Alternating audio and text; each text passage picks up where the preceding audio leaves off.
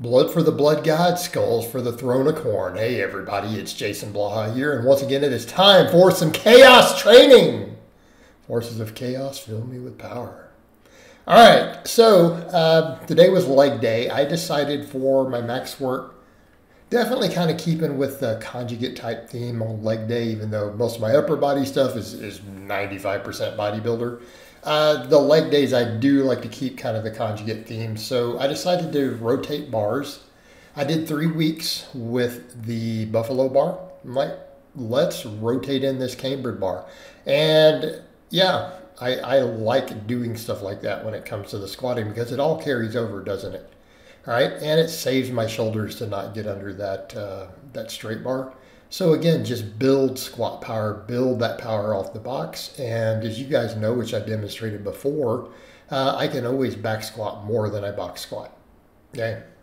So kind of a point of contention, I had people try to argue with me about it. They clearly have not watched my training history to where I've come in and hit 20, 30 pounds or more off of a back squat after box squatting it when I go back to back squats for a couple weeks, right?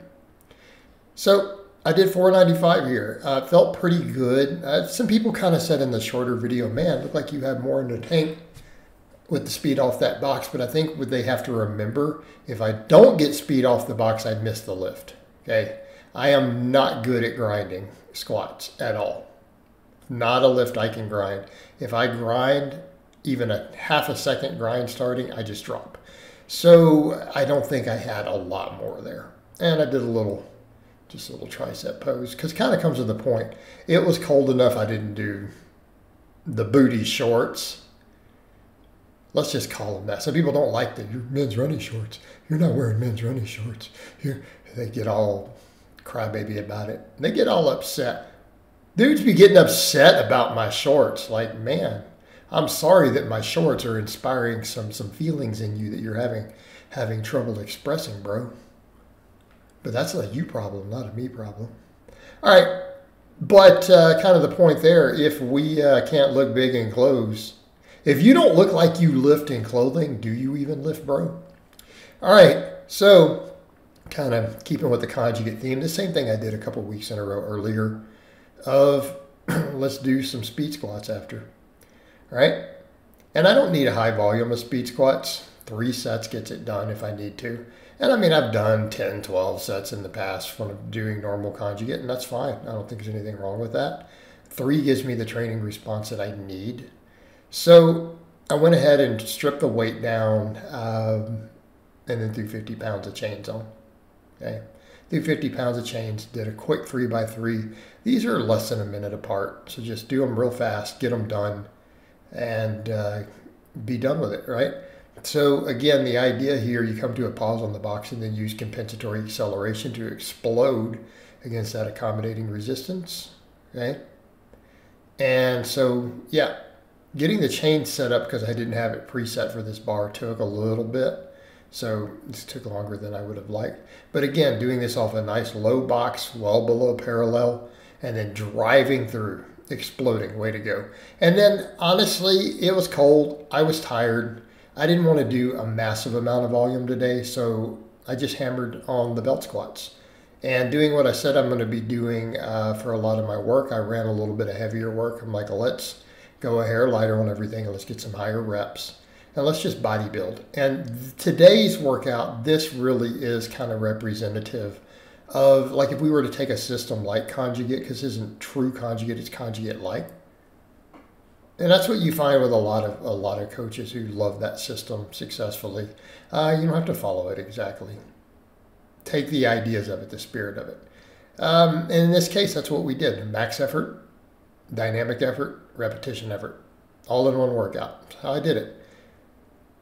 This is enough to get a training adaptation. Could I have probably done more volume? Sure. But we got the important stuff out of the way. So the sets of 12 on this, I'm like, again, literally what I said, I want to be shifting in the direction of long ranges of motion, high quality work, high reps. So I did 4 sets of 12, sank these really, really deep, chasing hypertrophy, right? Trying to get that range of motion. So again, we got a nice heavy max, and then we did speed against chains, and then we come in and then we bang out the hypertrophy work on the belt squat. You know, and a machine lift works great for something like this, right? Machine work is fantastic for legs. Fantastic for legs. So again, this will get it done. Yeah, I could have done calves and leg extensions, but it was getting late. I didn't finish this till later than I would have liked. Just kind of a late start today. And so, yeah, we did 4 sets of it. So again, a 4x12, which puts me, you know, right around 8 sets. If we count the ramp up to the max as a set, I think we can. Then the speed gives me around 8 sets, 8 total sets. Now, it's not a lot of volume, but even if we wanted to count all the first stuff as 1 set, we got 4 really high quality hypertrophy sets. So again, I'll run with it. I think this will be enough to get an adaptation. I'm finishing up kind of some of my other higher fat foods that I bought today, and I think tomorrow, after tomorrow's workout, I'm going to start rotating some rice and stuff back in. Let's fill back out on some carbs. I'll have to reduce the fat way down. And just keep the diet nice and clean, keep the protein ultra high, keep fasting. But at this point, I do feel like let's focus on just, again, recompositioning. Not even going to worry so much about cutting. I just have to lose more body fat for the loose skin to tighten up around the waist.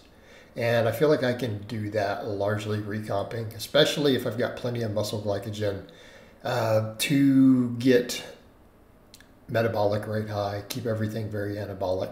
So it's worth doing it. I want to experiment and see if the waistline does a little better with just white rice and cleaner carbs like that are not going to cause any bloating. Because then I love my brown rice. I love brown rice for cutting, but it bloats the hell out of me, right? It bloats the hell out of me. White rice doesn't. So I think with the fasting, that's also a viable strategy. One of the reasons I like the lower carbs is because when I fast, that easier quality food to fits in really, really easy into my feed window without causing GI tract distress. But white rice could do the same thing. Potatoes, right? Some white potatoes. Instead of the brown rice and sweet potatoes, I'm going to go with the others for a bit, which again, I've successfully utilized in the past.